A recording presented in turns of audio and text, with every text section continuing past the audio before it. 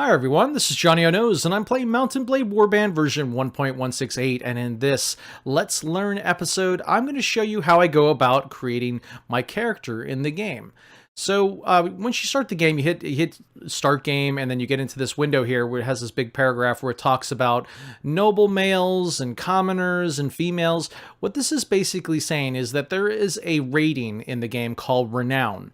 Now, Renown you acquire by winning fights, taking over castles, doing all the things that you'll be doing in the game. It's basically kind of your point system of how you're doing as a warlord. So basically what this is saying is there are three kind of tiers of requirements based off of how you started the game. If you started as a male noble, the requirements for renown are much, much lower than they would be if you created a male commoner or a female character. So that's basically what this what this paragraph is saying. So like for an example, to become a lord or a lady, it requires 160 renown as a commoner or a female. As a noble, you already start out as a lord, so you won't have to acquire that 160 renown to be able to become a lord. So there's a little bit more work that needs to happen if you play a commoner or a female character. Another requirement that I've seen on the wiki is you need at least 700 renown as a female to acquire a holding or have a king give you holdings. So if you were to acquire your own holding, say you attacked a castle and you took it over and you didn't have the right number of renown, you're going to get attacked by a lot of people that think that you don't deserve it. That's kind of how the game works.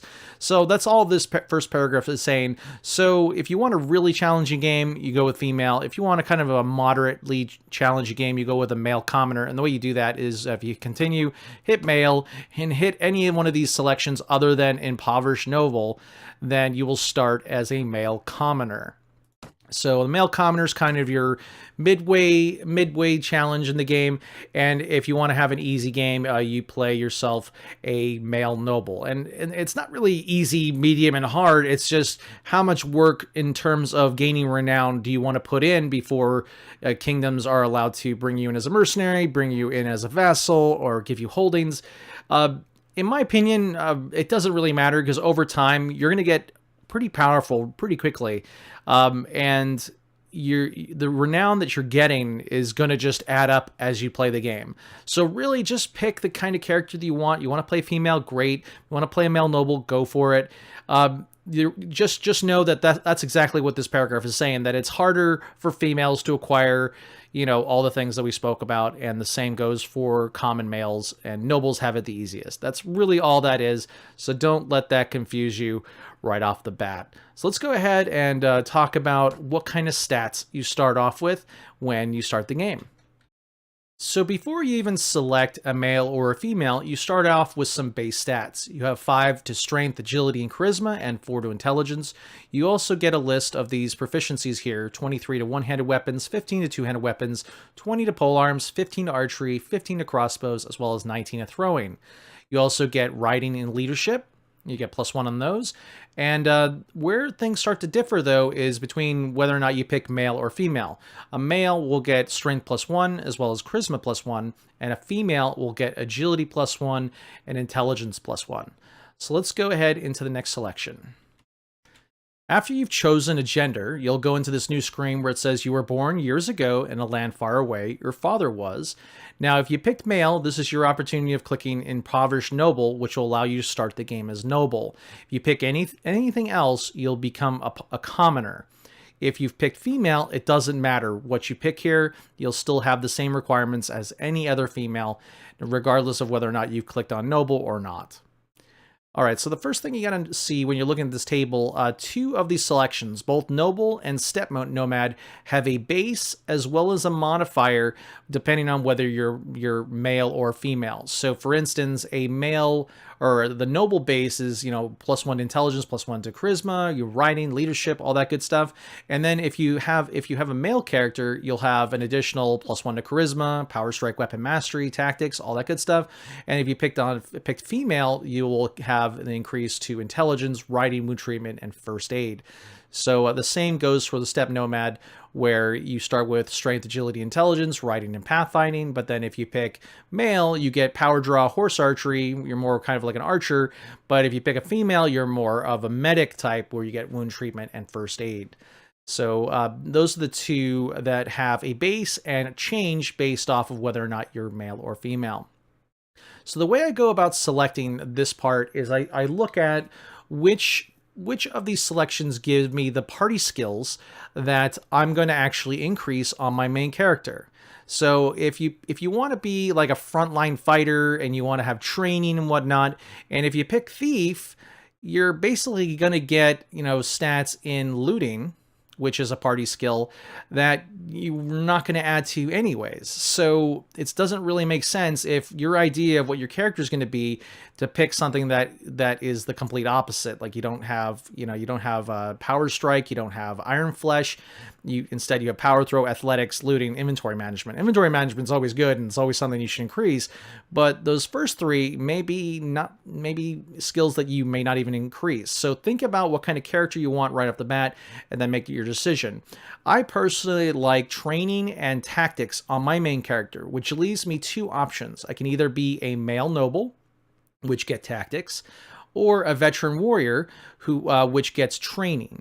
So those two kind of fit the type of character that I would play.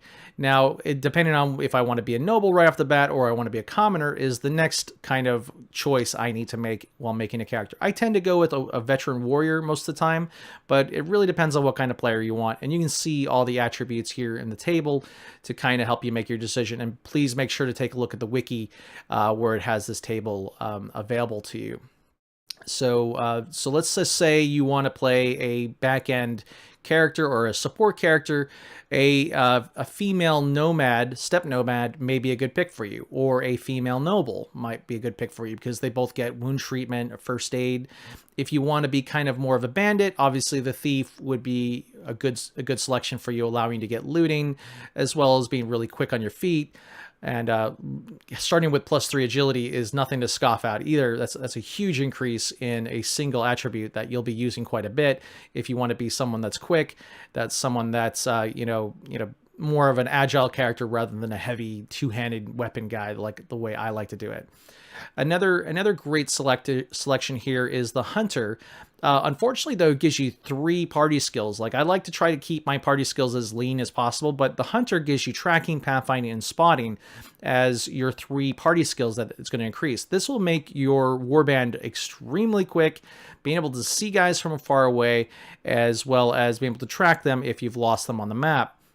So really, like I said, figure out which of the skills that you want to increase on your main character, and then decide by clicking on one of these that correlates with the type of character that you're trying to build. All right, so just for the sake of the video, I'm going to go ahead and click on a veteran warrior. So after you pick what your father is, you'll get a new paragraph up here, and this is kind of tailored to what you had here. So I picked warriors, so it says living from your father's wages as a guardman, but if I go back and do traveling merchant, it says something different. We're wealthier than most people, such as all that good stuff. So let's go back to veteran warrior. So you have another selection of 5. You got your page, your craftsman, your shop urchin, street urchin, a shop assistant, street urchin, and stepchild. Now, once again, you got to want to look at all the different party skills that are associated with each one of these selections. So the first one that comes to mind is engineer on apprentice. Then you have trade on assistant. Then you have looting and spotting on street urchin as well. And then stepchild has no party skills, as well as page doesn't have party skills. So once again, you're going to want to compare what you want your character to have, and not to mention what you picked in the earlier table. You don't want to pick, you don't want to pick something that's going to add a lot more party skills on top of what you already have. So if I pick something like urchin, that would increase my party skills from 2 to 4, which would be training, tactics, looting, and spotting. That may be too many party skills for one character to continuously increase. So if you picked something from the previous that has very few party skills, then maybe looting and spotting is your thing. The other thing you want to look for are additions to what you've already picked. So if you pick Thief in the first selection, then picking a Street Urchin is a great deal for you, because you're not only getting spotting, but you're also increasing your looting by another point right off the bat. So you'll start with +2 looting, not to mention all the other stuff that you got from being a thief, as well as another point in agility and a point in intelligence. So just go ahead and make sure that all of these match up in the way that you want. For me, I tend to pick Page because it'll add yet another point to Power Strike, and giving me Persuasion allows me to start building on Persuasion, which is a skill that you'll use quite a bit in the late game when you're trying to convince either your companions to stick around, or getting each of the the prisoners that you picked up to join you. I'm going to go into all the skills in another video, but this one tends to work the best with my character, because not only it gives you Power Strike and Persuasion, but you also get pluses to Strength and Charisma, which are both very important attributes, and then another 8 points to one-handed weapons, which I tend to use quite a bit in the early game. So as I said, just look at the table on the right or check out the wiki and figure out which of the skills corresponds with the type of character that you're trying to build. All right, let's move on. I'm going to go ahead and click on Page to get us to the next area. So as it did in the earlier selection, the paragraph at the top will change based off of what you picked. And then what you're going to want to do is do what we did before, and to pinpoint where there are increases to your party skills and match it with the skills that you picked earlier. So if I look through Squire Male, I don't see any party skills in there. But a Lady in Waiting, which is a female Squire, so the Squire will change to a Lady in Waiting. You get Wound Treatment and Persuasion +2, which is really good, but Wound Treatment is a party skill. You pick a Troubadour, you're looking at Pathfinding. Student, you get Wound Treatment, Surgery. Peddler will give you Trade, as well as Pathfinding. A Smith will give you Tactics and Trade as your party skills. And then for a Poacher, you're looking at Tracking and Spotting being the party skills that will get added to your character. So, pick the ones that make the most sense. I tend to go with a Squire, a male Squire on this one. But for female, I tend to go with either Student or maybe a Smith. And I'll lose some points on Engineer, but I'll still get, Weapon Master, Tactics, and then with a Squire Male, I get no party skills. So kind of that same type of methodology that I was following before, of keeping my party skills as lean as possible, because Squire Male gives you absolutely no party skills addition. So once again, just go through it, match up the traits that you want to increase, you want the skills that you want to increase, and just take a quick notice at the equipment that you also get. And there's quite a bit that you can get. One of the things to notice is, as a student, you'll receive a book, which gives you a +1 to, it's a random book, so it'll give you a +1 to a skill randomly based off of whether or not you've read the book or not. So keep that in mind. Do the same thing as you did before, and move along to the next selection. So I'm going to pick Squire to go along with how I kind of build my character normally. This last screen gives you another paragraph based off of your previous selection, and it gives you another list of 5 options to pick from. Now, this is basically the reason why you're going out and adventuring, either for personal revenge, the loss of a loved one, wanderlust, being forced out of your home, and lust for money. This is a great place to either even out your attributes or to add even more points to the attributes that you've been building this whole time.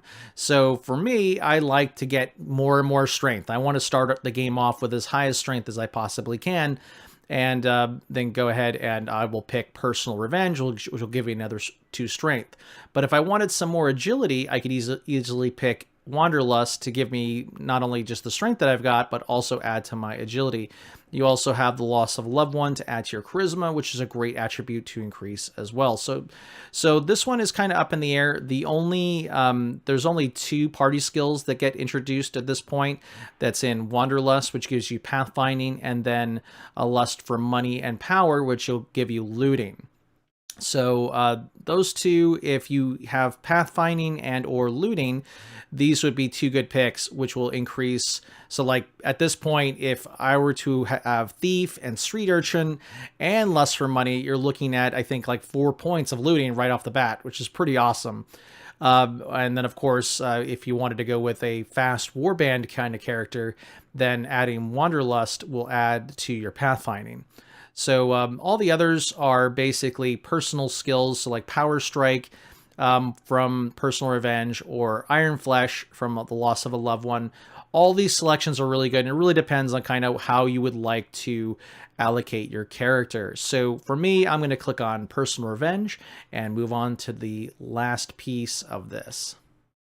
After you selected whether or not you would like to save on demand or save only when you quit, you'll get to see your character sheet for the very first time. First thing you want to do is give your character a name. So I went with Johnnyonoes, Let's Learn. And then go ahead and take a look at the points at the bottom. So attribute points is 4, skill points is 4, weapon points is 10. Go ahead and select a weapon that you feel that you'd be using the most in the early game. I would highly suggest one-handed weapons, mostly because of the fact that you can find a lot of one-handed weapons around, and it allows you to use a weapon proficiently with a shield in hand as well. So the way the proficiencies works is for the first 3, it's basically the higher the number, the faster you'll swing that particular weapon. For the second 3 here, it is how accurate you are with these ranged weapons. So the more points you have in archery, crossbows, and throwing, the smaller the reticle will be when you are using these type of weapons. Then let's go ahead and take a look at your attributes. Now, there are 2 methodologies that you can follow here. The first methodology is basically trying to get these points divisible by 3 as much as you can. If you've seen my skill-related video, you'll know that the maximum number that you can allocate to each of these skills is based off of a attribute. So for instance, Power Strike is Strength. And the maximum number that you can allocate is based off of the strength attribute divided by 3. Now, this is a little bit broken here because of the fact that my history entails that I have 4 Power Strike. But if I were to stack my Iron Flesh, I can only make it 3 right now because my strength is divisible by 3 only 3 times. Because you'd have to round down to 9 and then divide that by 3. And that basically gives you the maximum points that you can put in a strength related attribute or related skill. So what you can do is you can make these numbers as close to a number that's divisible by 3 as possible so that you don't have any like wasted points. So like I could probably go with 12 strength, I can go with 9 agility, and then 9 charisma. That will make 3 of my attributes divisible by 3. My intelligence would stay 4, which is kind of sad, but if that's what you're going for, then that's what I would end up with. The other methodology that I tend to take is I tend to stack intelligence. Now, the reason why I stack intelligence is because every point of intelligence that you put down, you're also acquiring yourself a skill point. Let me go ahead and reset this so you can see that. So you start with 4 skill points. If I go to 8 intelligence, I end up with 8 skill points. So what I do is I like to stack up intelligence, so I get those extra skill points, and then I will get my main stat, which is strength, to a number that's divisible by 3. So that way I can go up to 4 on all my strength related skills, as well as having a bunch of skill points to work with in the early game. I also like how even my stats are too, but it's all up to you on how you would like to set up your character. So let's see, let's go with 3 Iron Flesh, and we already have a point in Trainer, which is my the one of the 2 party skills that I like to go with. So Trainer and Tactics are the 2 party skills. So I'll go ahead and max out those 2. Even though both of them aren't all that useful in the early game, for me, I liked having my party skills maxed out so that when I go and get a level, I know exactly what I'm trying to go for. So Trainer and Tactics will be level 2. And then what I like to do in the early game is I like to have some prisoner management so that I can take captives and then sell them to the ransom broker for a little bit of extra money in the early game. And then I like inventory management as something that I like to increase as well, so that you have more, you can carry more loot. But yeah, that's basically my player creation video. Hopefully it helped you understand kind of how you want to think about selecting all of those historic selections and how it contributes to your skills, and how it contributes to, or attributes and skills, as well as your proficiencies. So this is Johnnyonoes playing Mountain Blade Warband version 1.168. If you have any questions about this, and then this is a little bit complicated, they really convoluted this character creation thing, but it's kind of cool. It gives you like that historical feeling, like you know kind of where your character came from. But if you have any questions, please go ahead and leave your questions in the comments below, and I'll be sure to answer them as soon as I can. All right, folks, thank you so much for watching, and I'll catch you all in the next episode.